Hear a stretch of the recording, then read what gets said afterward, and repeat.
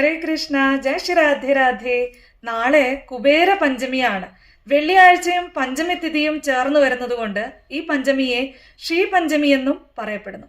ഈ പഞ്ചമിയില് നമ്മൾ ചില കാര്യങ്ങൾ ചെയ്യുന്നതിൽ കൂടി നമ്മളുടെ ജീവിതത്തെ നമുക്ക് വളരെയധികം ഉന്നതിയിലേക്ക് എത്തിക്കാൻ സാധിക്കും.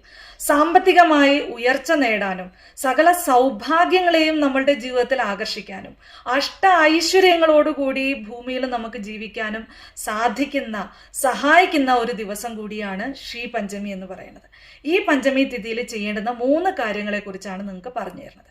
ആദ്യത്തെ കാര്യം, രാവിലെ നിങ്ങൾ എഴുന്നേറ്റാല് ഉടനെ വടക്ക് ഭാഗം തിരിഞ്ഞ് വടക്ക് ദിശയിലേക്ക് നോക്കി 2 കൈകളും ചേർത്ത് വെച്ച് കരാഗ്രേ വസതേ ലക്ഷ്മി, കരമധ്യേ സരസ്വതി, കരമൂലേ സ്ഥിതാ ഗൗരി, പ്രഭാതേ കരദർശനം എന്ന മന്ത്രം ജപിച്ചതിന് ശേഷം സർവമംഗളമാംഗല്യേ ശിവേ സർവാർത്ഥ സാധികേ ശരണ്യേ ത്രയംബകേ ഗൗരി നാരായണി നമോസ്തുതേ എന്ന മന്ത്രം കൂടി 3 തവണ ജപിക്കുക. രണ്ടാമത്തെ കാര്യം, ഭഗവതിയുടെ മുന്നിൽ 5 തിരിയിട്ട വിളക്ക് കത്തിച്ചു വെക്കുക.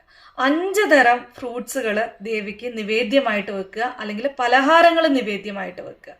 ഇനി ദേവിക്ക് മറക്കാതെ ചുവന്ന റോസാപ്പൂക്കള്, ചെറുതോ വലുതോ ആയിട്ടുള്ള ചുവന്ന റോസാപ്പൂക്കള് ഭഗവതിക്ക് 5 എണ്ണം പ്രത്യേകമായിട്ട് സമർപ്പിക്കുക. വിളക്കൊക്കെ കൊളുത്തി നിങ്ങളുടെ പൂജ കഴിഞ്ഞതിന് ശേഷം നിങ്ങൾ ജപിക്കേണ്ടുന്ന മന്ത്രമാണ് 3ാമത്തെ കാര്യം.